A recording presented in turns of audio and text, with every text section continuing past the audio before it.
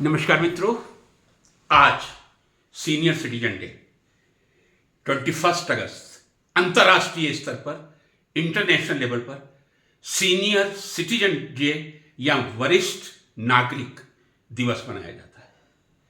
मैं भी उन्हीं में से एक हूं और मेरे कई मित्र इस अवस्था से गुजर रहे होंगे। सबसे पहले मैं अपने सभी मित्रों को जो सीनियर सिटीजन हैं बहुत बहुत शुभकामनाएं देता हूं। आशा करता हूं कि उनका जो सीनियर सिटीजन लाइफ का जो सफर है, वरिष्ठ नागरिक जीवन की जो यात्रा है, अंतिम समय तक आनंदपूर्ण रहे, सब स्वस्थ रहें, प्रसन्न रहें। ईश्वर से प्रार्थना है सबको अपार खुशियां प्रदान करें। मैं अपने आप को भाग्यशाली समझता हूं और मैं समझता हूं जो भी मेरे मित्र सीनियर सिटीजन हो चुके हैं, 60 क्रॉस कर चुके हैं, परमात्मा का हृदय से आभार प्रकट करता हूं जिन्होंने 60 साल से ऊपर की जिंदगी प्रदान की। हम उन भाग्यशाली व्यक्तियों में से हैं जिनको परमात्मा ने 60 साल की उम्र से ज्यादा उम्र बख्शी है। कहते हैं शायद ये बोनस लाइफ होती है, ये परमात्मा का दिया हुआ बोनस है और बोनस को बहुत ही अच्छी तरह उपयोग करना चाहिए। रिटायरमेंट के बाद अपने अनुभव के आधार पर मैं कुछ बिंदु आप लोगों के सामने रखना चाहूंगा।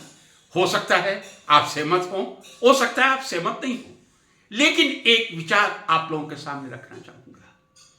जब तक आदमी सर्विस में होता है, कहीं नौकरी करता है, तब उसके पास अपनी जिंदगी जीने का विकल्प नहीं होता।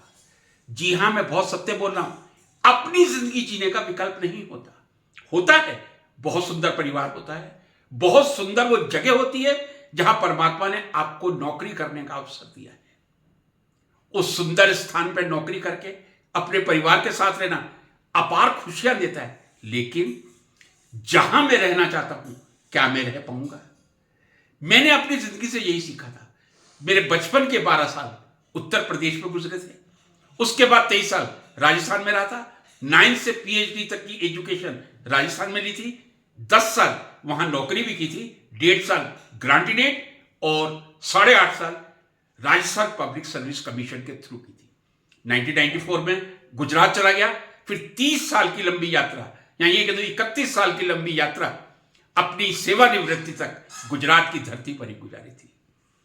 चूंकि मैं 3 स्टेट बहुत अच्छी तरह देख चुका था, 12 वर्ष की उम्र कम नहीं होती। उत्तर प्रदेश में 8वीं पास किया था मैंने, लेकिन स्मृतियां मेरे मस्तिष्क में अभी भी उभर के सामने आती हैं। 12 से 35 साल तक का सफर ऐसा होता है जब व्यक्ति जीवन को बनाता है और जीवन में बहुत कुछ सीखता है। वो समय मैंने राजस्थान में गुजारा था। 35 वर्ष की आयु के बाद का जो समय होता है वो होता है समाज को अपना सब कुछ समर्पित करने के लिए। एक शिक्षक समाज को ज्ञान की ज्योति ही प्रदान कर सकता है।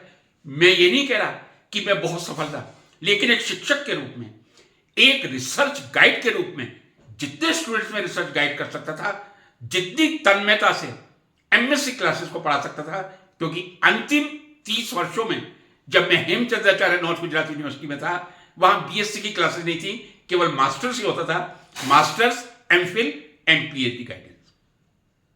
उस सुंदर जिंदगी को जीने के बाद मैंने सोचा अब क्यों ना कहीं सुंदर पहाड़ियों में, हरी भरी वादियों में जाके एक छोटा सा आशियाना बनाया जाए। कई लोगों ने मुझे कहा इस उम्र में, उस समय लगभग मैं 61-62 वर्ष का था, इस उम्र में ये आप क्या कर रहे हैं? आप एक मकान आपका परमात्मा ने सुंदर आपको गुजरात में दिया है, आप। मैंने कहा नहीं, जिंदगी जीने का समय अभी शुरू हुआ है। जब मैंने अपनी सेवानिवृत्ति प्राप्त कर ली है हेमचंद्राचार्य नॉर्थ गुजरात यूनिवर्सिटी से, अब मैं अपनी लाइफ जीऊंगा। तब मैंने हिमाचल के सोलन का सिलेक्शन किया था और मुझे ये कहते हुए अपार हर्ष होता है कि यह मेरी जिंदगी का एक बहुत ही सुंदर निर्णय था, जहां प्रदूषण से दूर, हर प्रकार के तनाव से दूर, एक सुंदर वातावरण में, जहां कहते हैं देवभूमि है। और सोलन तो मां शूलिनी की धरती है।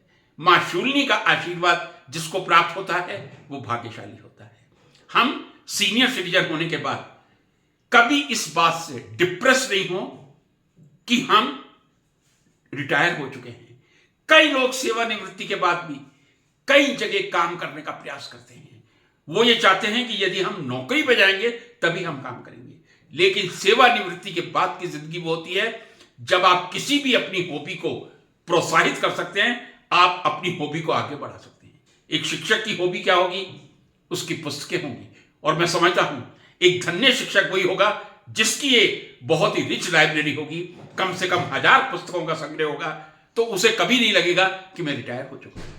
यदि एक शिक्षक पुस्तकों से ज्ञान लेकर कुछ ना कुछ यूट्यूब के माध्यम से, चर्चा के माध्यम से समाज को देता रहेगा, एक सुंदर उदाहरण होगा। समाज को देने के लिए बहुत कुछ है यदि हम देना चाहें तो। समाज ने हमको बहुत कुछ दिया है, देश ने हमको बहुत कुछ दिया है, लेकिन अब वरिष्ठ नागरिक होने के बाद इसका मतलब ये नहीं है कि हम फिर दूसरी जगह सर्विस में चले जाएं। मैं तो 10 से 5 तक जब तक काम नहीं करता, काम आप किसी भी रूप में किसी भी सीमा तक कर सकते हैं। आप पूरी तरह से रिटायर्ड होते हुए आप पढ़ के अच्छी पुस्तक लिखे, पुस्तक नहीं लिखे, स्वांतः सुखाय अध्ययन कीजिए। कहते हैं अध्ययन से सुंदर कोई वस्तु इस विश्व में नहीं है। जितना सुंदर अध्ययन है, और वो भी स्वांतः सुखाय। जब आपको क्लास नहीं लेनी है, जब आपको क्लास लेनी है तब आपका 10 बुक्स को कंसल्ट करना आपका कर्तव्य बनता है, लेकिन बिना किसी टेंशन के।